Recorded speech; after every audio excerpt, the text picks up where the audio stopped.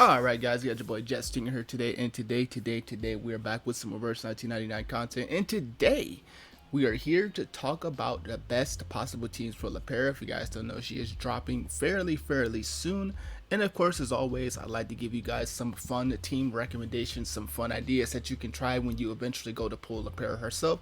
I did rate her very high in my tier list. If you haven't seen that video, go check it out. But anyway, let's get right into it. Let's talk about some possible teams, some strategies, and what you can run with her, and let's get right into it. Alright, so the first option here is going to be focusing around overflowing the crit rate to its maximum. Now, the first whole concept is, you're probably wondering just out of the gate, is why would I be running her with someone like Winsong?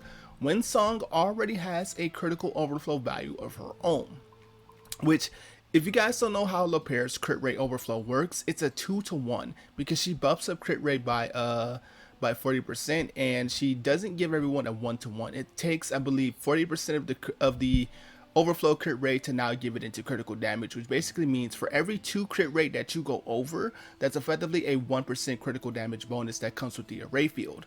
Now, you're probably wondering, why would I run this with Winsong, who has a 1-to-1? If you guys don't know, Winsong, and by extension Lydia, when she gets her 2.3 Euphoria, have a 1-to-1 ratio, which basically means for every 1% crit rate they go over, that's 1% critical damage that is converted to. So that's really just what that is, right? So why would I run them together? Well, it's not for the effect of Lopera's array field. If you guys don't know how these field things work, is whenever damage is calculated, they take the highest precedence as the effect. So that means that Lopera, when she has her array filled up, which comes up with an additional effect, which is why we're running her in this team, it takes the highest effect. So for Winsong's particular case, it's going to take the 1-to-1 ratio as opposed to the 2-to-1 ratio that Lopera is giving everyone else, which is effectively a really nice bonus, because that means Winsong effectively ignores the lesser ratio value, which would actually decrease her damage by just a little bit, honestly, but it would actually decrease her damage. But when damage is calculated, she's gonna still use the 1-to-1. So why are we using her? Well, it's because of Lopera's other effect with the field, where she gives you a massive 40% critical rate bonus as long as that field is active, right?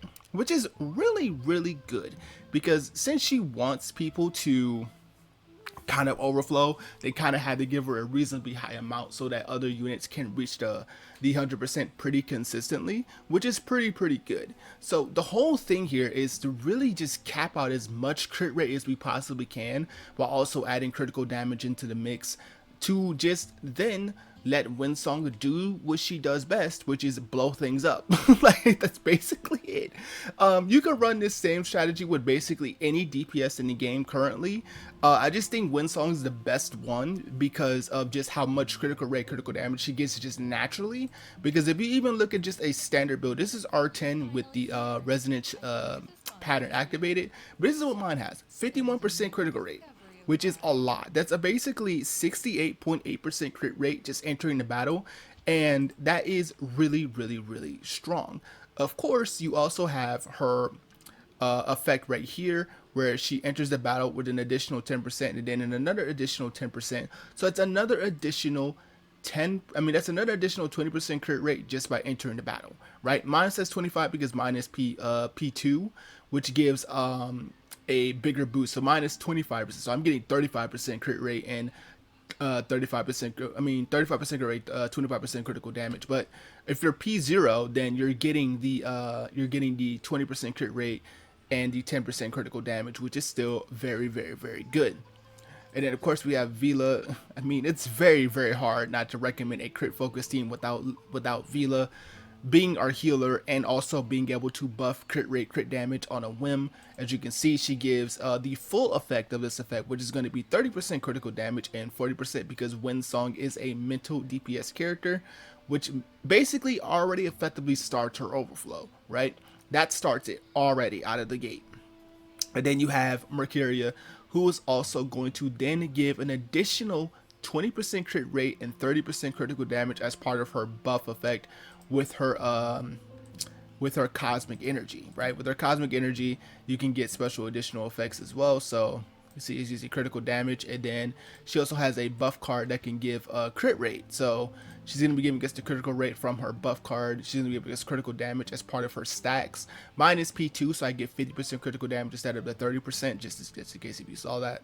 But yeah, that's really just it. And then we're going to be adding Lopera to the mix, which is going to be giving us yet another additional 40% critical damage, which is just insanity, dude. That is insanity. This is not also mentioning possible cards you can run Windsong with. Like, for example, you can run outside the city as a really, really good option, because this eventually stacks up over time. And this, of course, gives crit rate, and this gives an additional 12% critical rate if you really wanted to just kind of go in on the gimmick a little bit more. But yeah, the whole concept here is just overflow. Just overflow your crit rate and just let Windsong does what she does best, which is, I don't know, blow everything up. Like, that's really just the best option I can really recommend for you guys. But again, this strategy does work with just about every DPS you would want to take, honestly. It works with everyone. You can do this with Anjo, with Lucy, Juice, Spoth. You know, this works with everyone. The whole goal is to get the character in question to 100% crit rate, and then whatever is the remaining balance gets overflow. I do think Spoth is a pretty strong option too, because Spoth can naturally buff her own crit rate because of stacks of exhilaration, which is really, really nice. She also has built-in critical rate off of her effect. This is at I think P2, so this is not the same for everyone, but this does whenever she attacks somebody, she gets critical rate as a bonus, which of course takes into effect of the overflow as well. So yeah, like there's some really, really good options here. Like there's Melania. Like, come on, man. Like this is basically just a tried and true team that you can run with Lopera in mind, just basically with whatever DPS you want. I do think that Windsong is the strongest candidate because of, again, all the essential bonuses. I didn't even mention another bonus that Windsong had, which is her measure effect.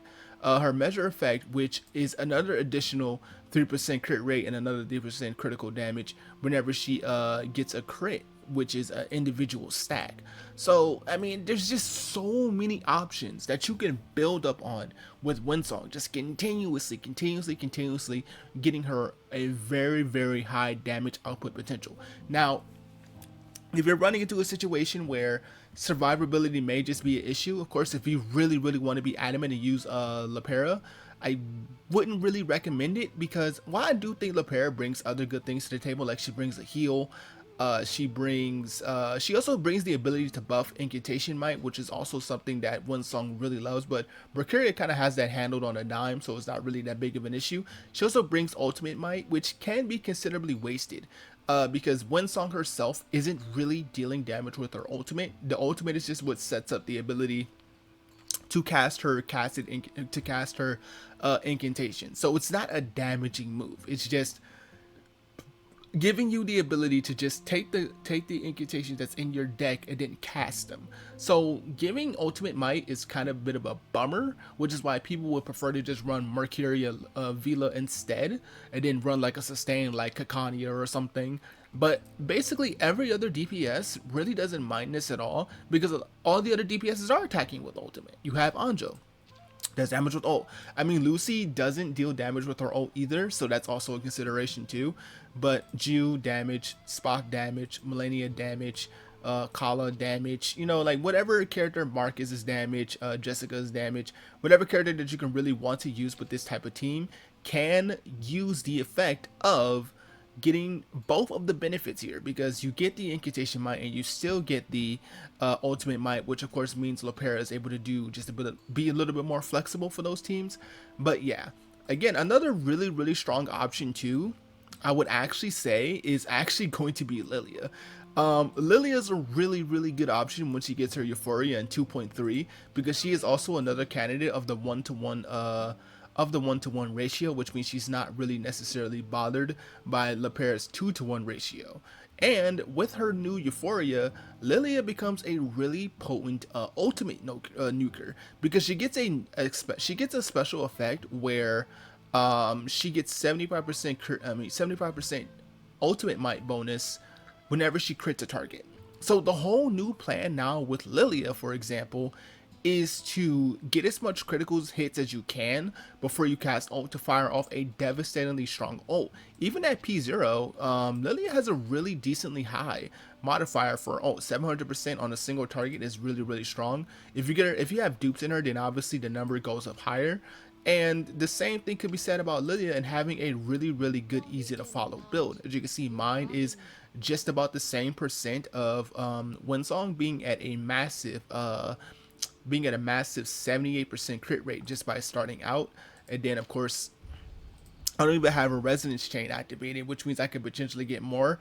And then with Lilia being a more consistent follow-up unit as opposed to Winsong, she makes better use of outside the city, which means she's able to stack it up faster, which means you get the additional bonuses a little bit quicker, which of course means effectively more damage over time. And then of course you have Vila, who doesn't give the full effect because she's not mental, but of course she still does give the 20% crit rate critical damage, and then Merc again for the very same reason. And then you have Lopera, who's going to be here, who's going to be giving you the 40% crit rate, and then the additional ultimate might and incantation might bonus, which Lilia can make both usefulness for.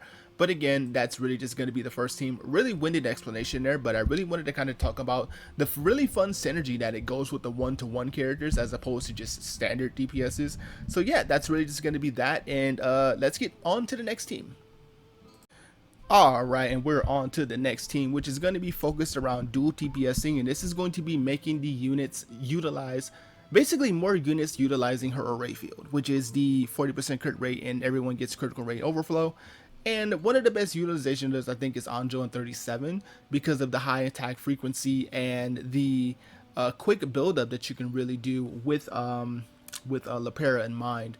So of course, as always, Vila, again, you can't really go a crit team without Vila. I'm just sorry. I mean, even if you don't have Vila, I know a lot of people hate when I bring up Vila sometimes, but even if you don't have, you can still run whatever healer you want. It's not necessarily, it's not necessarily you have to run Vila. It's just she just provides so much to the team because of critical rate, critical damage, and then modifier buffing as well.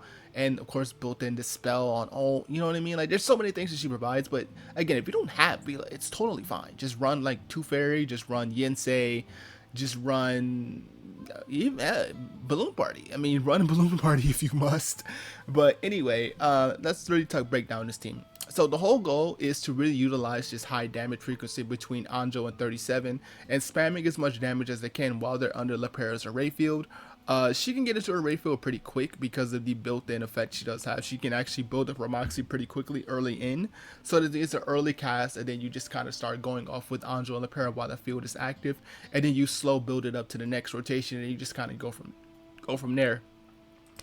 Now with this build, mine is R15, so it is a little bit higher on the crit rate critical damage ratio, but so it may be a little bit difficult for her to actually reach full 100%. As you can see, mine is only at about close to 50%, but with her own card, she gives a critical damage and critical rate that stacks up to 4 times, which is 16% each, and then you get another 30 from Vila because of her effect, and she is mental. 37 actually has an easier time getting into it because she can build really well into crit as being a star character. As you can see, mine is literally at about 50%, which is close to 60%. It is actually like 60% actually. This is like 60% crit rate. And of course, she has a really, really easy way to build into it as well. And of course, there's that. She also has a built-in effect, minus P2, so the effect looks different, where she can increase her crit rate in battle. I believe it's 20% crit rate at P0. Again, it's pretty easy to get her up and going. The problem is that you don't get Vila's full of buff effect because Vila can only buff one target at a time, right? Which means if you want to buff Anjo, you can't buff 37. You can't buff 37 if you want to buff Anjo. So, but since she has 60% just naturally, you can still reach overflow value because of Lopera's effect, which is going to be the 40%, which won't really boost the damage too much, but it's still going to give her a little bit of an overflow bonus, which is still relatively fine. And then you just throw Anjo in there for good measure for just mixing it up, and then yeah, that's really just it. It's just dual DPSing. Another really good option would be June 37. Another really good option would be I would say Lilia 37, but I don't know. I really don't think no one runs the League at 37 anymore, even in 2.3. But I don't know if people were really going to be running that combination still. I mean, that was a really prominent combination back in 1.5. I don't know if it revives itself in 2.3, so I won't really just throw it out there. But I think it could potentially work because, again, with Lydia's already naturally high crit rate and it's being relatively easy for you to build up the crit rate and the critical damage respectfully. And yeah, you just kind of go from there. But the whole really point is to really just make your stronger DPS sign while also having some really potent sub DPSing potential in there, which of course would be 37. And then you have Anjo being the bigger DPS in the team. So that's going to be how that team works. It's very simple, very it's the same concept of running the standard team, which would actually be Mercuria in this case. It's just you're exchanging less critical damage for more critical rate. But yeah.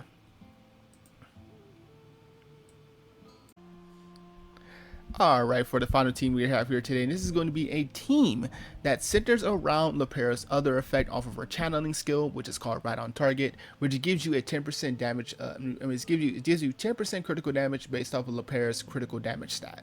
Now, the real reason why we wanted to run this specific team because it's based off burn. If she doesn't have any stacks of burn like the other teams, it's only a 10%. It's only a 10% of her critical damage, which is, 10% critical damage, and it's still above. I mean, at the end of the day, it's still above. But if you have 20 stacks of burn, then you do get the 20% boost, which of course we want the highest amount, which is going to be the best version. So what does this provide? Now, obviously, this team here is obviously a burn-focused team with Spoth taking the lead as always because Spoth puts up some of the highest stacks of burn. I do think Jay also puts up a really good amount of stacks if he's attacked into multiple times. But Spoth is really, really, really easy to just build up a bunch of stacks of burn, which all you gotta do is just simply buff attack, rinse, repeat until you get ultimate. Of course, you can buff with ultimate too. When she attacks a target that applies burn, she has a built-in effect on her flamethrower. This is higher because mine is over P2, but this gives more critical rate. And the whole point is with obviously with this build is that you want to overflow your crit rate still like normal, like the other teams would, but Spoth has a pretty easy time getting to a higher critical damage amount, so that's still relatively fine.